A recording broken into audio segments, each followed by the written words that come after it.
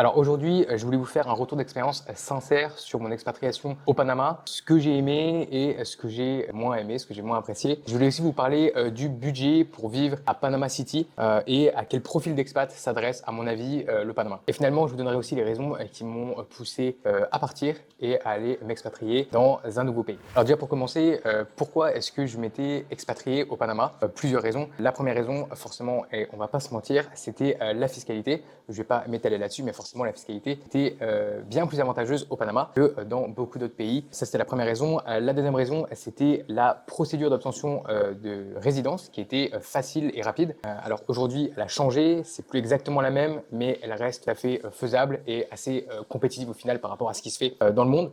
Troisième raison, c'est que le Panama, c'est un hub en Amérique latine. C'est vraiment facile pour voyager un petit peu partout. C'est au centre et il y a de très bonnes connexions aériennes. Et donc, pour toutes ces raisons, c'est aussi un endroit qui est cosmopolite avec des gens qui viennent un petit peu de partout dans le monde, qui habitent au Panama et plus particulièrement à Panama City. Il y avait aussi la culture et la langue qui ont été des critères qui m'ont fait choisir le Panama. C'est-à-dire que c'était une culture qui est relativement proche de ce qu'on a en Europe. Et c'est aussi une langue qui est facile. Donc ça, c'était des raisons.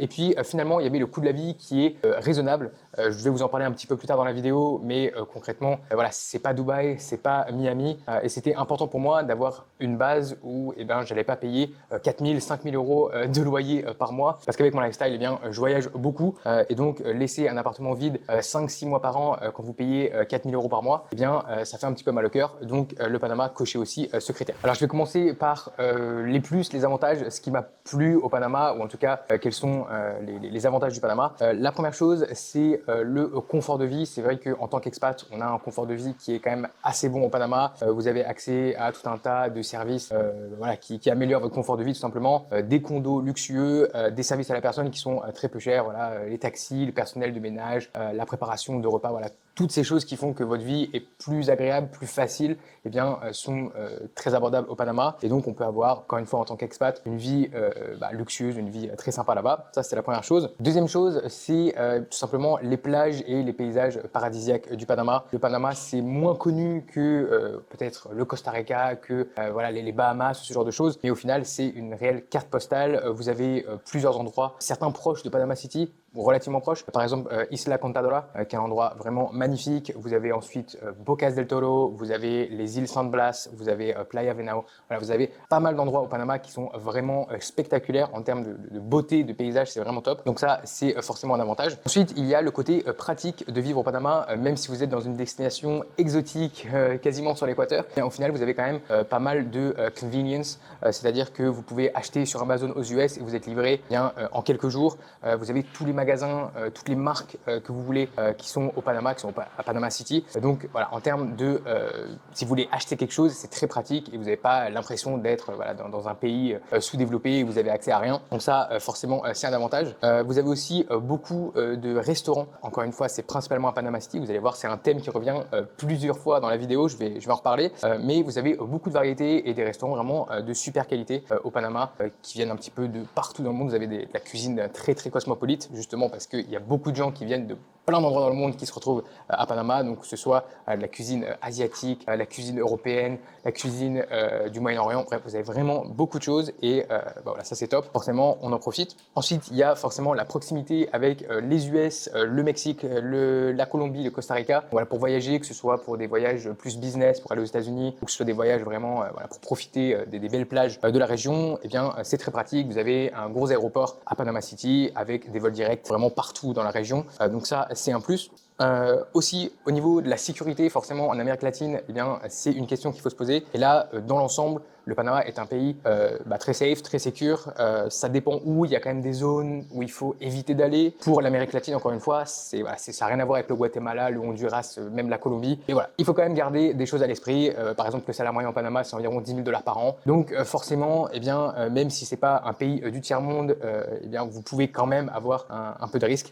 Mais bon, je mets quand même ça dans les plus parce que c'est pas quelque chose qui était à notre esprit tout le temps. Et puis dernière chose, et là c'est un petit peu plus difficile à quantifier, peut-être à mettre voilà, une valeur précise dessus, mais au Panama il y a un petit peu un sentiment de liberté qu'on a en tant qu'expat en tout cas. On nous laisse vraiment tranquille et ça voilà, pour moi c'était vraiment quelque chose de top, c'est quelque chose que j'ai ressenti, que ce soit forcément au niveau fiscal, voilà, vous faites un petit peu ce que vous voulez, personne vous dira vraiment rien, et puis au niveau des restrictions aussi en tout genre, des règles et tout ça, voilà, c'est très libre et on se sent bien, on se sent libre, donc ça c'est top. Maintenant ça c'était pour les aspects positifs. Les aspects négatifs que j'ai moins aimé du coup, eh bien la première chose, et je pense que vous l'avez déjà compris voilà, avec tout ce que j'ai dit dans cette vidéo pour l'instant, c'est qu'il y a peu d'options au final à part eh bien, la grosse ville de Panama City. En fait, il y a vraiment tout qui est centralisé dans cette ville.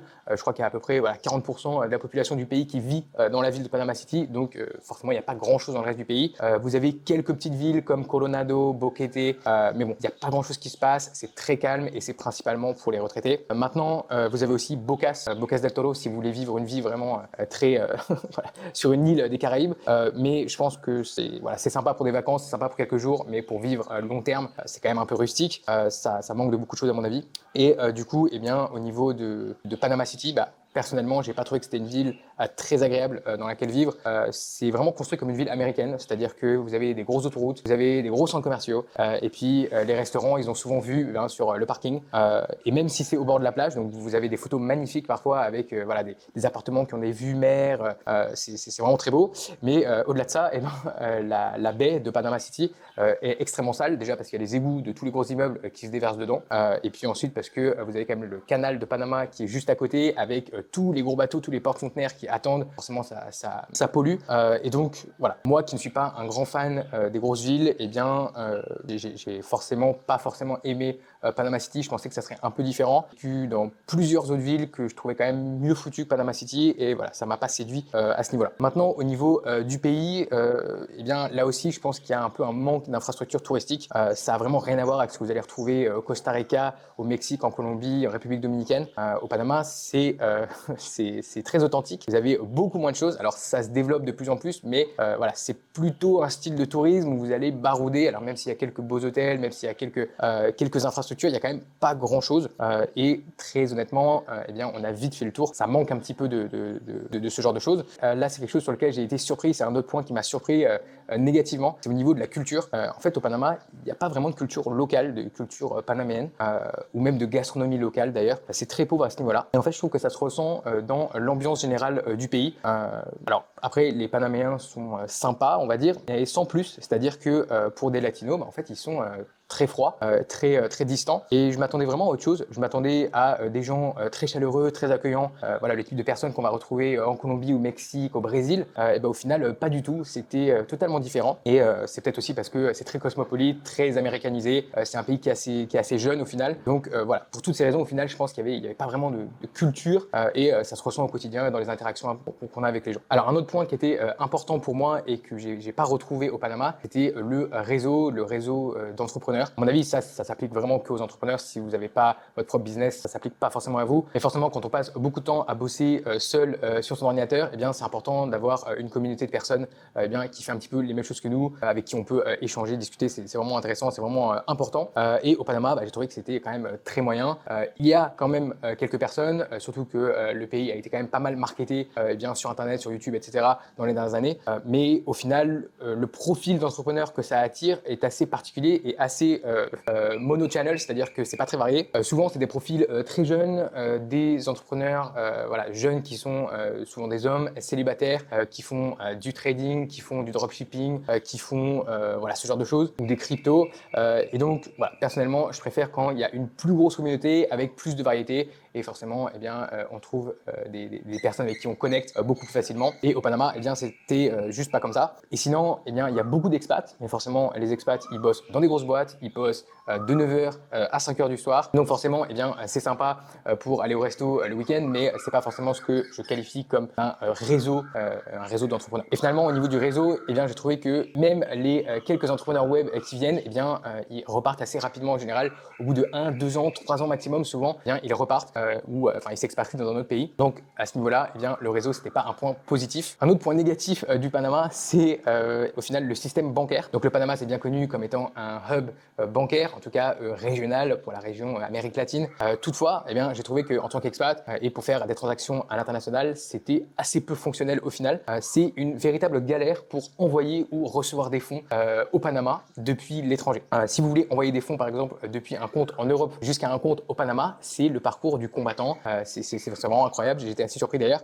Et parce que la réputation du Panama est mauvaise à cause du fait que c'est un paradis fiscal, les Panama Papers, ce genre de choses, eh bien, malgré que les banques au Panama ont quand même bien durci leur process, ils sont rentrés dans le CRS, aujourd'hui on peut plus faire n'importe quoi, aller cacher son argent au Panama, eh bien c'est quand même très compliqué aujourd'hui bien pour utiliser son argent comme on le souhaite quand on a de l'argent dans un compte au Panama, que ce soit pour faire des virements à l'étranger, que ce soit pour l'investir, c'est compliqué et forcément bien que vous avez des gros virements qui arrivent depuis le Panama, il y a beaucoup de banques à l'international qui vont poser plus de questions que si ça venait d'une autre jurisdiction. Donc forcément, c'est quelque chose à prendre en compte. Et dernier point au niveau des choses que j'ai pas aimé au Panama, c'est au niveau de la nourriture tout simplement. Donc ici, qu'est-ce que je veux dire? En fait, la nourriture qui est produite localement, eh bien, elle est bien, la qualité est bien, mais en fait le choix est très très restreint. Il y a peu de choses qui sont produites au Panama au final. Et quand vous allez dans les supermarchés, eh bien, la qualité est assez médiocre. La plupart des choses sont des produits importés au final, et du coup, les prix sont très élevés. Donc en plus, la plupart des choses sont importées depuis les États-Unis. Donc voilà, vous avez le modèle américain avec les prix, avec la qualité aussi. Et donc forcément, en tant qu'Européens, on arrive là et c'est un vrai choc en fait parce qu'on se rend compte que les supermarchés en Europe et la production de nourriture en Europe, au final, elle est de très très bonne qualité à un coût très intéressant. Et au Panama, forcément, c'est totalement différent. Donc ça, c'était un point négatif. Donc du coup, pourquoi je suis parti? Donc voilà, ça va reprendre quelques points d'avant, mais aussi d'autres choses qui étaient plus spécifiques à ma situation, on va dire. La première chose, c'est que c'est un petit pays, on a très vite fait le tour et après plusieurs années, eh bien très honnêtement, ça manque un peu d'activité, de fun. On fait souvent les mêmes choses le week-end, même si c'est sympa, ça devient un peu redondant. Ensuite, un autre aspect qui m'a vraiment poussé à partir, c'était le décalage horaire qu'il y avait avec l'Asie. Forcément, quand on gère un gros business e-commerce, en fait, c'est vraiment pas idéal. C'est-à-dire que toutes les communications avec les fournisseurs, les transitaires, il y a beaucoup de choses qui se passent avec la Chine, Hong Kong. Et forcément, quand vous avez 12 heures de décalage horaire, c'est vraiment pas pratique du tout. Donc, forcément, le décalage horaire pour les traders qui sont sur la session de New York, parfait. Mais quand on fait du e-commerce, c'est vraiment pas du tout pratique. Ça ralentit la croissance, ça freine le business, c'est vraiment pas top. Troisième chose, comme j'ai dit, là c'était plutôt le cadre de vie. Donc la ville de Panama City, faut savoir qu'il y a beaucoup de pollution sonore, beaucoup de pollution visuelle. À mon avis, il n'y a pas assez de nature dans ce style de vie. Même si au final la jungle rentre quasiment dans la ville et dès qu'il y a un bout d'herbe dans la ville, en fait, il y a une jungle qui pousse. Au final, la vraie nature, eh bien, elle est assez peu accessible. Et personnellement, moi, j'aime bien me balader, j'aime bien marcher, j'aime bien avoir accès à la nature, que ce soit avec un parc, une plage, des montagnes, dépendant d'où je suis. Et j'aime bien faire des activités sympas, le week-end, le soir, pour me détendre, que ce soit faire des randos, du surf, du jet ski. À Panama City, c'est pas du tout le cas. Il y a quasiment rien. Tout est en intérieur. On a l'impression qu'en fait, l'activité principale des locaux, eh bien, c'est d'aller faire du shopping dans des centres commerciaux climatisés. Donc forcément, moi, c'est pas mon truc. Et pour le reste, c'est-à-dire pour la nature et pour aller découvrir, pour aller faire des randonnées, par exemple, il faut une voiture obligatoirement, préférablement un 4x4, parce que les routes, dès que vous sortez un peu des grands axes, sont assez impraticables.